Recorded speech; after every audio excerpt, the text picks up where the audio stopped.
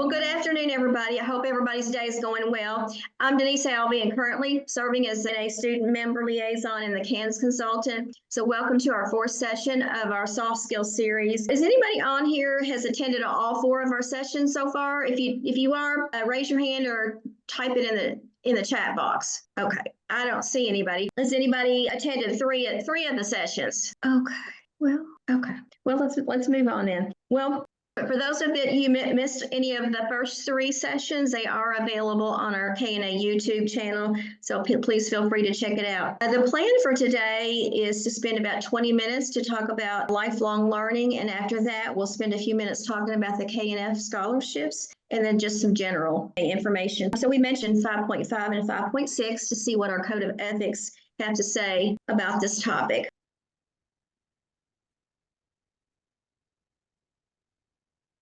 So now I'd like to introduce our speaker, Joe, over to you. Thank you. Can you pull my slides up? Do I need to pull them up? Perfect. Thank you very much. Well, my name is Joanne Ray, and I am the K president, and I am a nursing director at Norton Hospital. And as my children would say, I am truly the lifelong learner. They tell me I am a student forever. So I graduated with my nursing degree back probably before any of you all were probably born in 1992. And then I also have my master's degree in nursing, and I also have my MBA along with my doctorate in nursing. And I have a certification, and I am studying for my second certification. So with that being said, when I started as a new nurse, I was not at all thinking I would go back to school.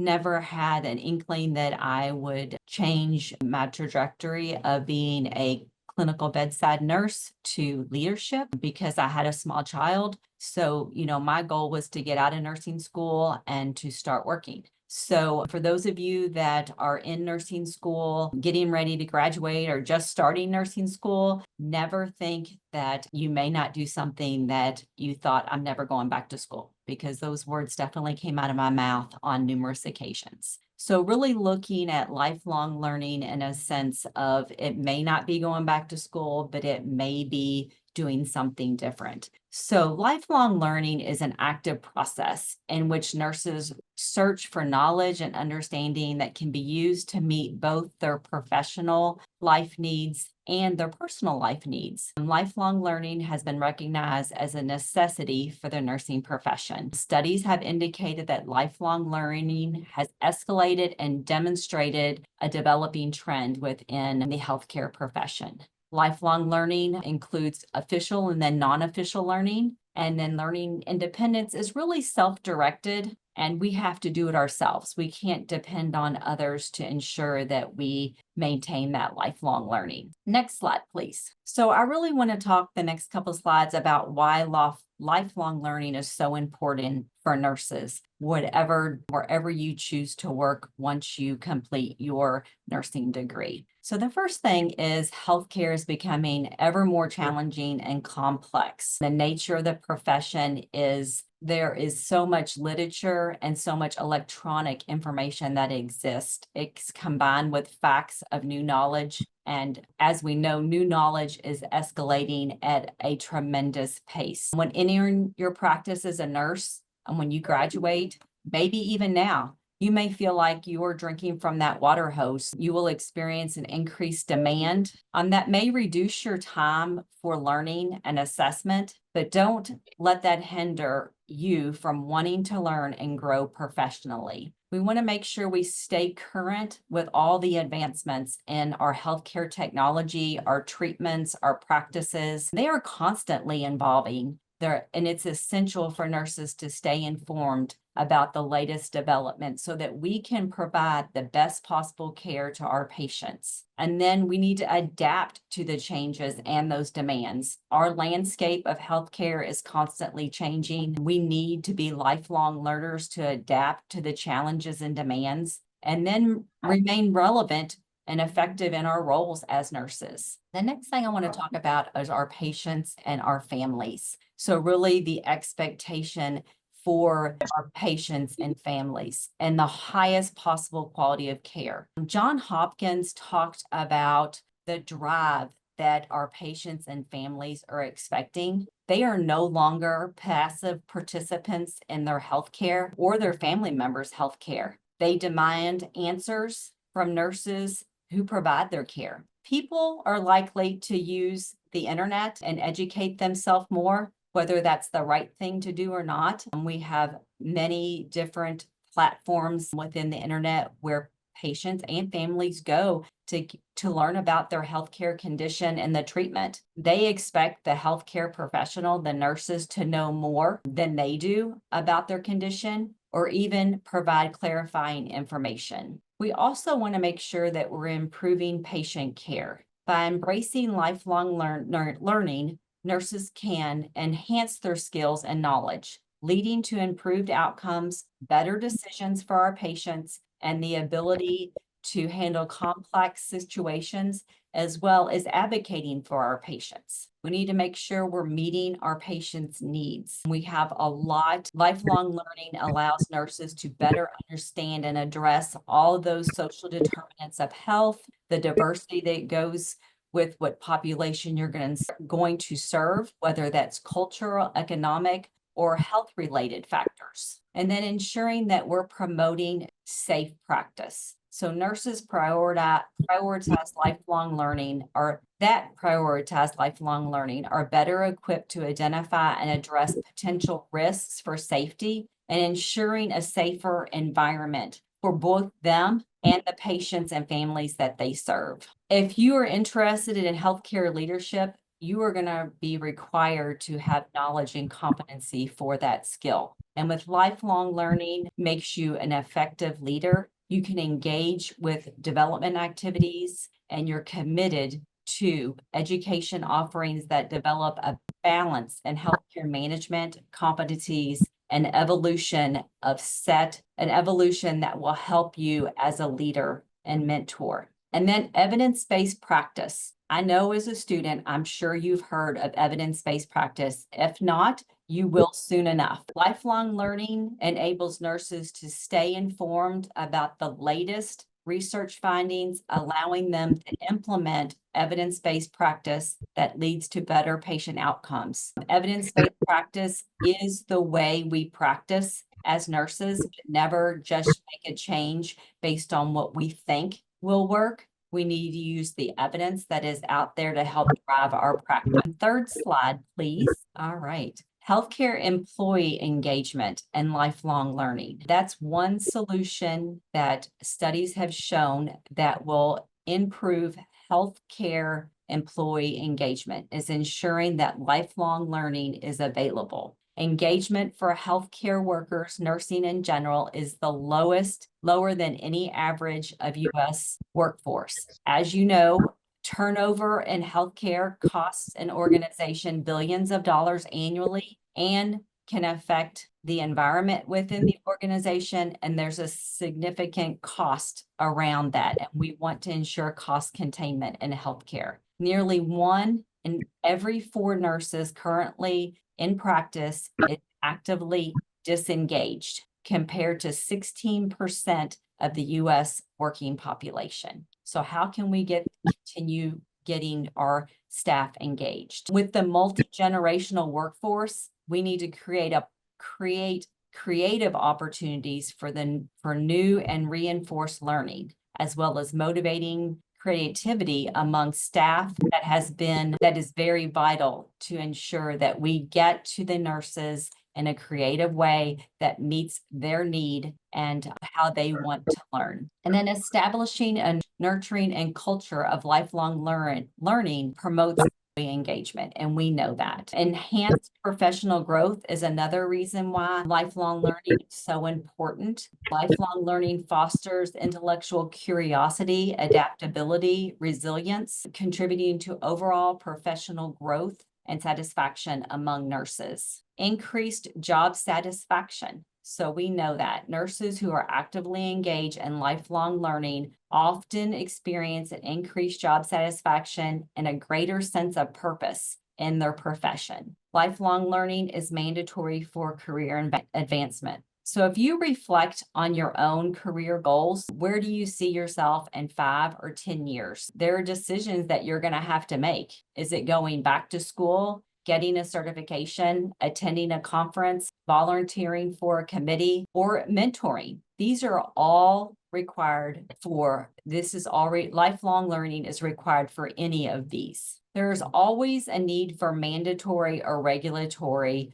lifelong learning. You have to have your CEUs for your continuing education as a licensed nurse in most states. But it's also, we need to ensure that when we're looking at those CEUs or those continuing educations, that there are opportunities for your own self-development, whether that be a specialty that you have and you want to have education within that realm. Mentoring, that is another reason why we should all be lifelong learners. Mentoring and, oh my gosh, and orientation, being someone that is helping orient new nurses. Nurses who embrace lifelong learning can become amazing mentors. They're able to share their knowledge and their experience with others, contributing to the nursing profession and then molding our future nurses. Slide 4, please. So looking at challenges as truly opportunities, and that is another reason why lifelong learning is so important. So we want to self-reflect. So when you think about when you graduate, I always used to think about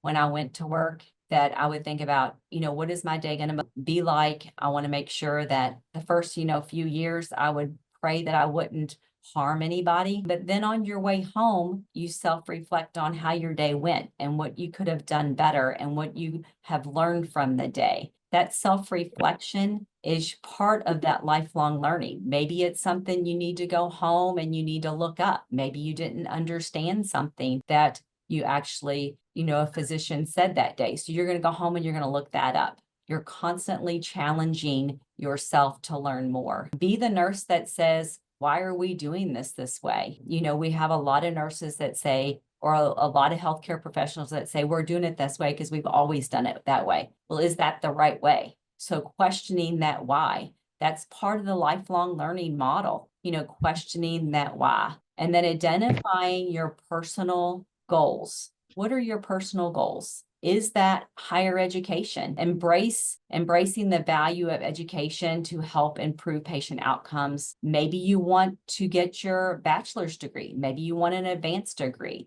A lot of employers are requiring you to have your bachelor's degree or obtain that within a specific period of time. In the past, location has played a major role in your decision for attending school or advancing your degree. Now, you can't even use that as oh, I'm not going to go back because I can't go to that school because it doesn't meet my time frame. A lot of these schools have remote online learning. That's become the norm. So it's a great opportunity to think about how can I fit that into my schedule. And then specialty certification is a huge opportunity to continue your lifelong learning and your commitment and your expertise and your knowledge to both the patient, the colleagues, and your fellow employees. If you think about it, if you have your certification in your specialty, that provides the patient and the families a sense of security, knowing that the nurse caring for them is certified within that specialty area. If you think about if your family members in the hospital, having a nurse that has a badge that says certified nurse, it gives you kind of a sense of relief that, someone that is an expert in that field is caring for my family member. Next slide, please. The next reason why of lifelong learning is so important is it builds confidence in yourself. So the more knowledge you have, the more confident you are that you're providing that care to your patient and you have the most up-to-date knowledge. I know nursing school is hard. I've been through it. We all make mistakes as well. Being able to communicate that mistake and being able to talk about that mistake and being able to be a part of the change, the reason why that mistake occurred. Most mistakes occur because of a process error or a communication error. So we need to learn that we need to be involved in that change, that organization based on a error that may have occurred. Try new things and then evaluate the results. I've talked already a little bit about evidence-based practice, but that is so important. So just please think about, you're probably going to be doing an evidence-based practice project within your curriculum, or I'm sure you've heard about it, but thinking about the evidence behind it and then really looking at the literature that supports it. Next slide, please. Mentoring others, which I've talked about that earlier in the slide, but continuing to mentor is a lifelong learning process, because as new nurses graduate, and you may be the oldest nurse on the unit at some point, they're going to be teaching you things that they have learned in nursing school that you may not know. So being able to reciprocate that learning and growing with that new nurse, and then you providing knowledge to them based on what you've done, and then them providing you knowledge on what they've learned in nursing school. Become involved in your professional organization. That is huge. There's many opportunities with your professional organization for continuing education and conferences that are available. And that's a lifelong learning process as well. Today, nurses have many resources from which they can receive continuing education, whether that be face-to-face events, online courses, journal articles. Many continuing education resources and opportunities are available. However, each nurse needs to really think about what will work for them, and then what they want to learn, and then be cautious of looking at the date of that continuing education as well. Next slide, please. So what to look for in an organization when you graduate that's going to foster that lifelong learning? You want a culture that does foster that lifelong learning. So you want to ask about, do you reimburse for specialty certifications? Are there any internal certification courses available? Are there reimbursement for education advancement? Say you have your associate's degree and your goal is to get a bachelor's degree in 2 years after you graduate. Does the organization you're looking at have that reimbursement opportunity? Does your organization have an evidence-based practice committee or council that drives the practice within that organization? Are there internal education and growth opportunities? Do they have a robust learning module, in-person modules? How to move from a nursing student to a nurse? Do they have opportunities? Do they have I'm gonna lose my train of thought when I say this. Do they have like a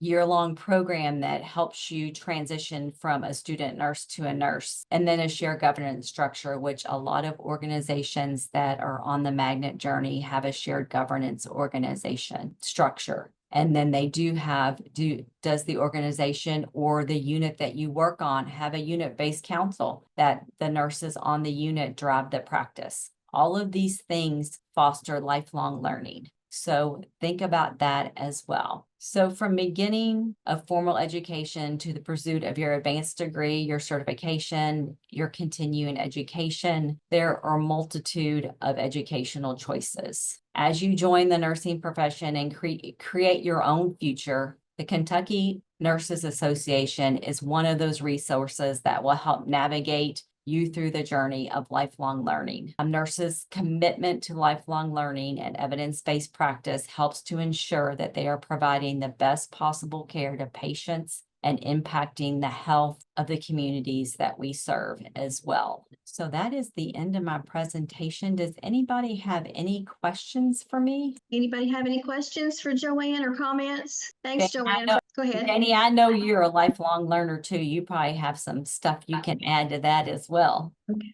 Thanks, Joanne, for taking time to share with us about this topic. So next on our agenda is the KNF scholarships. So Janie Heath, chair of our Kentucky Nurses Foundation, is going to give you an overview of the scholarships that we have available. Janie? Thank you, Denise. Now, it's going to be a real shocker to my KNA colleagues. I do not have slides prepared. This is probably the first time ever, but I really just wanted to talk from my heart. And I'm asking those that can, would you please turn your camera on for me so I can see your beautiful faces? Because we have a lot in common, whether you may recognize it or not. So I just would love it if I could see your faces. Thank you so much. Thank you. Thank you so much. Even you, Sherry Chandler, I love seeing your face all the time. That's awesome. Now, April, I'm going to be talking about you, so I want April Peace to put her camera on, okay? Now, the reason that I started off by saying we have a lot in common,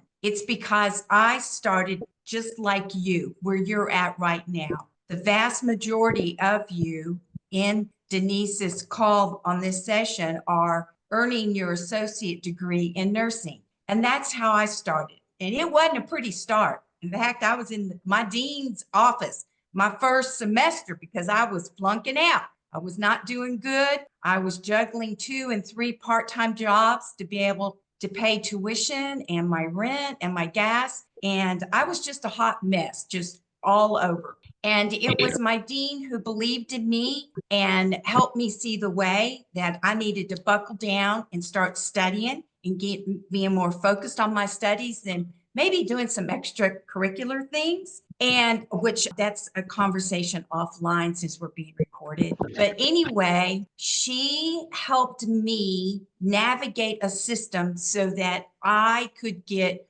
financial support. So I did not have to work 2 and 3 jobs and go to school full time. It was just, very, very challenging. So I successfully made it through my program of study, a 2-year program of study. I did not fail and I passed my boards the first time, but I could not have been able to do that if I did not have scholarship support and grant support. So that journey continued, just a segue off of what Dr. Roy was saying about lifelong learning. And I went back and I earned my bachelor's degree. And I went back again for my master's degree and back again for postmaster certificate to be a nurse practitioner. And then I earned my PhD. So every step of the way, I promise you, I was always seeking funding support, scholarship support to help me with my journey. So I just want to share with you guys that after 46 years of nursing, having the best career of my entire life, I retired just recently, 2 years ago, and I retired serving as the Dean of Nursing for the University of Kentucky, which truly is my most cherished and most honorable leadership position I ever had the pleasure to serve as. And what I love so much about my position as a dean is that every single day, and even before being a dean, my passion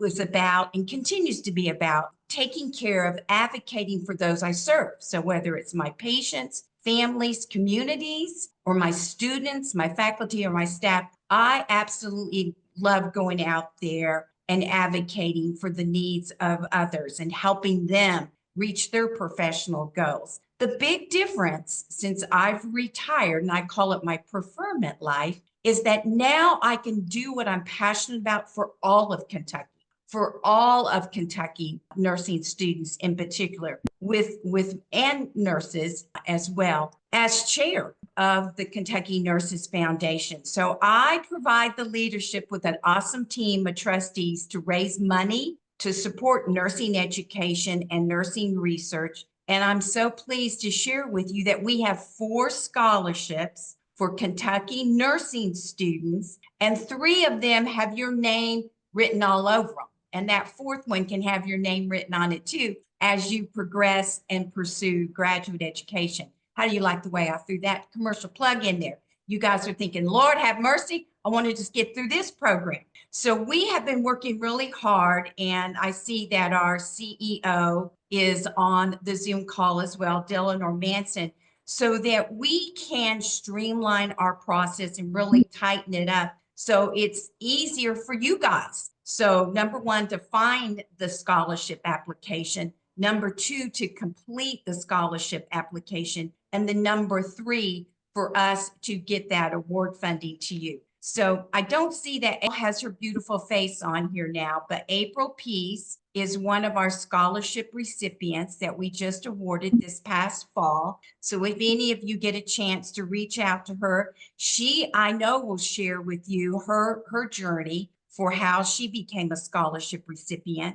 And she's a scholarship recipient of what's called the Rural Nursing Scholarship. So April is about to tighten up the rest of her process so that she will be awarded $1,500. That's a lot of money. That's really great. So she is our first recipient of that scholarship. And by the name, you know that means that April has an interest to give back in rural nursing somewhere in Kentucky. So we're real pleased that April is that recipient. The other two that really scream out to me, you guys would be eligible, is called the Mildred Metz Nursing Scholarship. And it's also a pre-licensure scholarship, just like the rural nursing one was that I was describing that April's a recipient of. And that one is for $2,000. And then the next one, the third one, is called Nursing Excellence. And it also is for pre-licensure students. And it's for $2,000.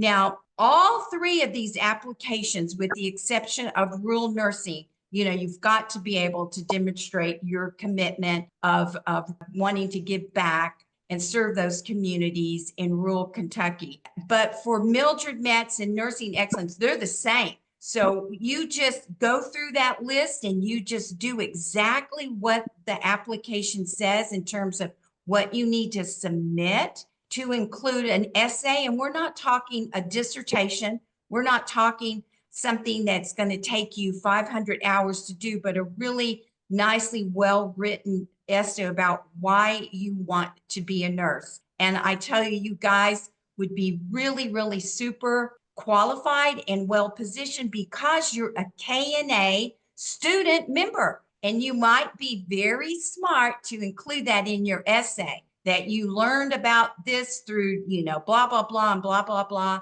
as a participant in the KNA student engagement program that we have. So for this new cycle that'll be coming up, I want you guys, to get on our website and just type in scholarships in the search bar, and you can see the applications pop up. And the due date for this round coming up that would be applicable for you guys is going to be August the 1st. And just remember, it's important for you to complete that application timely. If it says due date is August 1, want to get it in there before August 1.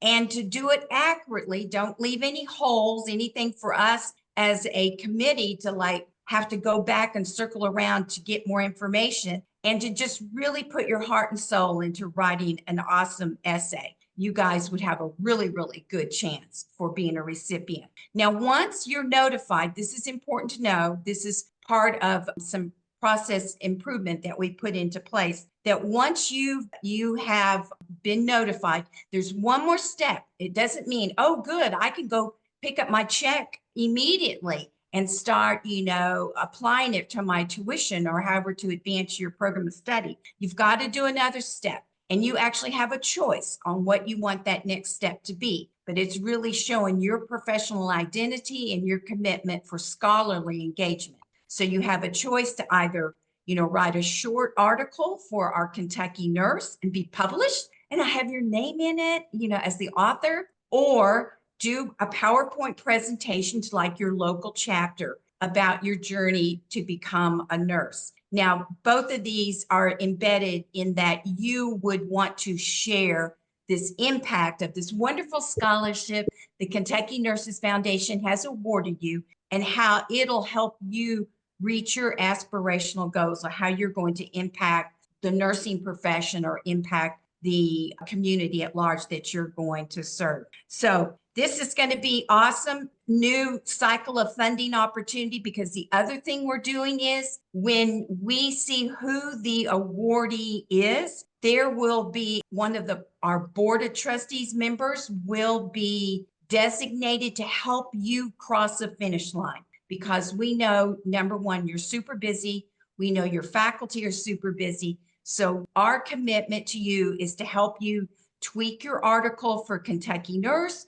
or help provide support for your PowerPoint presentation. Because the sooner you get notified that article's been accepted for publication, or you've already been accepted to present at your local chapter or some other area that you can document that you did a presentation, You either got accepted or you did it. And you see her right there. You see our CEO, Della Normanson, mission accomplished. Then Della Normanson is going to write you a check and get that check to you. And one of the things that we're looking at improving for this new cycle is that we will not be sending the check to the college or the university. We'll be sending it to you. So I'm super excited, and I hope you guys will consider exploring the opportunity to get some funding support. Student tuition debt is way too high for you and for everybody else. Your stress, I know, is super high from the rigors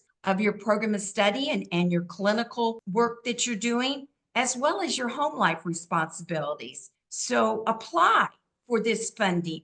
You guys, it's a benefit of being a student member of the Kentucky Nurses Association. And once you graduate, which you will, and you earn your degree, which you will, and you get employed at an awesome place, which you will, we want you to continue your membership with Kentucky Nurses Association, because these benefits will continue for that lifelong learning that Joanne was sharing with you, for your own professional development, continuing education, getting some more degrees or some more development is what we're all about. That's why we're here. We are here to help support you and your professional growth and well-being. That's my story. I'm sticking with it. I want to see you guys apply now. I'm going to be looking for you. All right. See Juliana. I see Samantha. I see Jeanette. And I think it's Sherlandria. Is that how you say your name, Sherlandria? Okay. Lindy, I want you guys to apply. Okay. Let's get with it. Let's get with it. There's a question in the chat Oh, about the KNA chapter. I just want to say it's depending where you live, or it can be depending on where you're going to school. And you can join any chapter and participate with that chapter, no matter where you live or what school you're going to. and even actually, it would be probably qualified from my perspective. Denise, I don't know if you think different, or Delanor, but let's just say that Juliana, she is a recipient, and maybe she might be able to do a presentation for this student nurse group of Denise's. Is that possible? I mean, I'm just using that for an example. Would that count? I think it might, Yeah, it might, yes. So anyway, lots of possibilities. We just want to be able to see that you are being engaged with our profession. And the way you do that is to show that through your professionalism of writing an article or doing a professional presentation. Did you all talk about honor cords already? No, I we think haven't, no. Joanne did like last session or 2 sessions ago. We haven't talked about it today, though. Yeah. Okay. Anybody have any questions for Janie or any comments about the scholarships? Okay. If not, I've just got a few updates for you. Okay. I'll see if I can try to share my screen with you. Just a couple. I'm not going to go in detail about this because I know the e-news and the Kentucky Nurse just got sent out today. So most of the information that I've got on the PowerPoint are included in those publications. I know Janie's already talked about the KNA scholarships and that you could do a search on the KNA website, but there's also in this slide the link. One thing I did want to mention, all students are welcome to attend KNA meetings. We have lots of different cabinets and committees, even the board. We have a membership recruitment committee. So if you are interested in perhaps attending any of those meetings, you are welcome to. And I know with some of these publications that are out there, it's to contact on those sites, but are also, if you're having trouble finding out who the chair is, you're welcome to contact me. My email address is right there. The other thing about if you need proof of attendance at this. So I wanted to mention KNA does have annual awards. We have several awards, but the one I wanted to mention today is Student of the Year. So feel free to nominate a peer or yourself, and that application is available on our website also. You do need a recommendation from like a faculty member to do that though. Next slide, please. Next slide. Okay. There's just some upcoming events. Like I said, most of these are in the e-news or Kentucky Nurses Month. We do have apricot ribbons available. They symbolize lifting up and celebrating nurses. We are going to have like a metal pin on our KNA merchandise website too. And you're also welcome to make apricot ribbons and put them on your porch or wherever, just to show your support of nurses for that month. The Leadership and Advocacy Conference is coming up May 23rd. It's $50 in person for students. It's free virtually. So please feel free to encourage you to attend that. It's some great information. We're having our first 5K as a fundraiser for nursing. It's September 6th at Freeman Lake Park in Elizabethtown, Kentucky. And early bird registration is $35. And after July 6th, it'll go up to $40. So please encourage your students, coworkers, and peers to participate. The other thing I just wanted to mention, our next soft skills meeting will not be till August the 28th, because I know summertime is kind of busy. So in August, it'll be August the 28th at 4 p.m. And the Code of Ethics has undergone some updates and some revisions. So our presenter will be talking about the updates to the Code of Ethics. Anybody have any particular questions or, last slide. There is another opportunity. This slide is regarding the Center for Courageous Kids. They do have summer volunteer opportunities. If any of y'all might be interested into it, you can check it out. There is a QR code on there. I don't know if you can be able to scan it because it's kind of tiny, but if not, you should be able to. There is someone's email that you can email her too about it if you're interested. And this might be, I know all chapters are a little bit different on what they count for honor cords, but this perhaps might be an honor cord opportunity, a way for you to get some hours for your honor cord. Does anybody have any questions about student membership or honor cord program before we adjourn the meeting? No? Okay. Is anybody on here getting set to graduate this semester? You want to put that in the chat box? I had a question about the honor cord. Yes. For our hours, does it have to be specifically during this semester, or is it throughout our school cycle? It's throughout your school cycle. So you need to have them done before you graduate. Yes. Oh, awesome. Thank you. Okay, you're welcome. Any other questions? Okay, so it looks like we have a couple people that are going to be graduating. So anyway, if there's not any more questions, just thank you for your participation. Best wishes to all for a great semester. For the ones that are graduating this semester, we wish you the very best for your successful nursing career. And we do invite you to convert your student membership to full membership when you pass your NCLEX. If nobody has any other questions, I think our meeting will be adjourned. Denise, there was one question about how do they request verification of attendance? They just need to email me, and I think my email, I can put it in the chat box, but it was on one of the slides. Okay. Jerry put it up for them. Okay. It's on the slide. Yeah, and I put it in the chat box too. Anything else before we adjourn? Okay, then.